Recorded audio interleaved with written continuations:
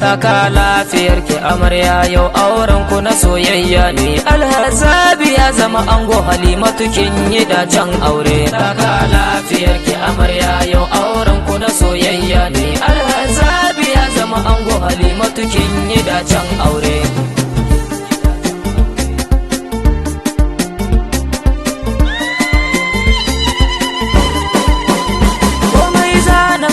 Farko da sunan Allah nake farawa. Allah kai mana komai, baiwar ka ba zare na ba. To zan so ku rike junan ku alƙawari kar ku sabawa. Ga ango da amarya sun zauna ni kuma ina waƙewa. masu na kowa mai waƙar ango da amarya. Taka lafiyar ki amarya yau auren ku na soyayya ne. Alhazabi ya zama ango, Halimatu kin yi dacen aure. Taka lafiyar ki amarya yau auren ku na soyayya ne. Ƙawaye sun fito da abokai duk sun zo ana murna ne. Aure soyayya ne sannan kuma alkhairi ne. Ga shawara a gare ki amarya sai ki rike angonki.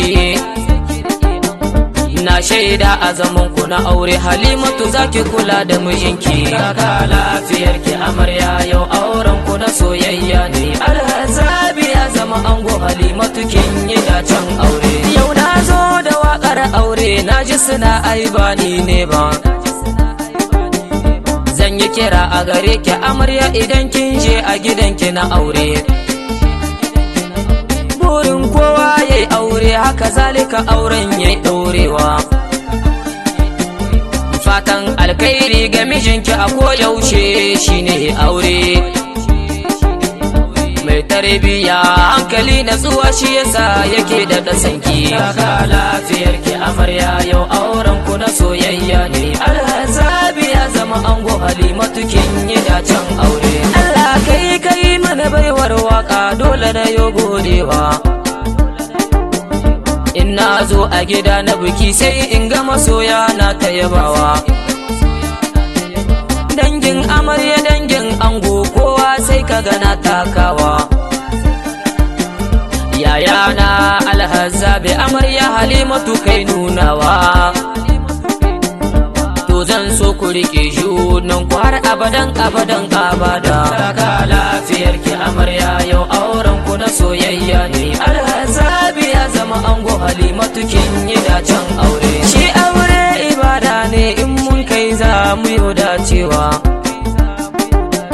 Halima amaryar Alhazabi naga a yau kina haskawa. Yau a wurin bikin ki Halimatu ga sefa ana watsawa. Yau fatan da nake a gare ku bikin suna mu yau dawowa. Ni masu zana barku na huta, Allah sa mu yau dacewa. Taka lafiyar ki amarya yau auren ku na soyayya ne. Alhazabi ya zama ango, Halimatu kin yi dacen aure. Taka lafiyar ki amarya yau auren ku na soyayya ne. Alhazabi ya zama ango, Halimatu kin yi dacen aure. Taka lafiyar ki amarya